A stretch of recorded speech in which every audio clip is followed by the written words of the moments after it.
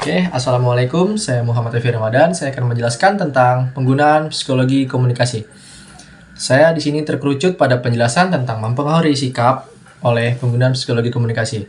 Setelah ini saya akan menjelaskan melalui ilustrasi atau video ilustrasi yang dijelaskan setelah ini. Let's go. Kita terlibat dalam komunikasi untuk mempengaruhi orang lain.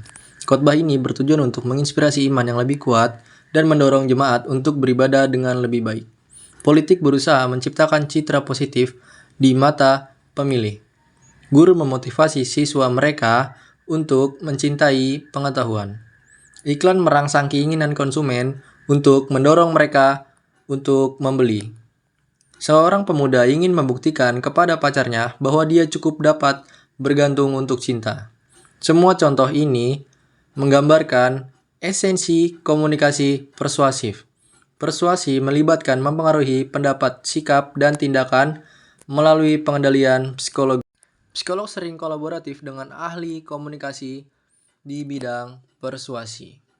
Kita terlibat dalam komunikasi untuk mempengaruhi orang lain. Pengkhotbah bertujuan untuk menginspirasi pengabdian agama dan mendorong ibadah. Politik ingin menciptakan citra positif bagi pemilih mereka. Guru berusaha untuk memelihara kecintaan akan pengetahuan dalam diri siswa mereka. Iklan bertujuan untuk merangsang keinginan konsumen dan pembelian yang cepat. Setiap interaksi adalah bentuk komunikasi persuasif. Persuasi adalah proses mempengaruhi pendapat, sikap, dan perilaku melalui pengendalian psikologis.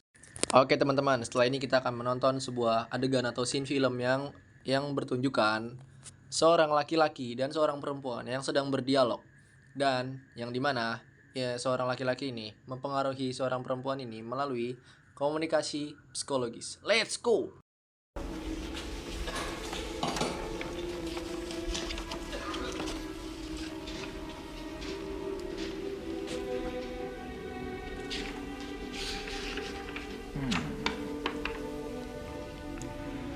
Oh, Agent Starling, you think you can dissect me with this blunt little tool? No. I thought that your knowledge... You're so ambitious, aren't you? Do you know what you look like to me with your good bag and your cheap shoes? You look like a rube. A well-scrubbed, hustling rube with a little taste. Good nutrition's given you some length of bone, but you're not more than one generation from poor white trash, are you, Agent Starling? And that accent you've tried so desperately to shed, pure West Virginia.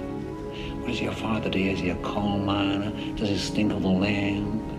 You know how quickly the boys found you, all those tedious, sticky fumblings in the backseats of cars, while you could only dream of getting out, getting anywhere, getting all the way to the FBI. You see a lot, Doctor. But are you strong enough to point that high-powered perception at yourself? What about it? Why don't you look at yourself and write down what you see? Maybe you're afraid to.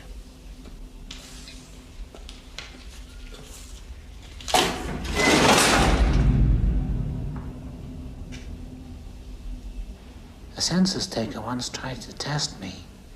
I ate his liver with some fava beans and a nice Chianti.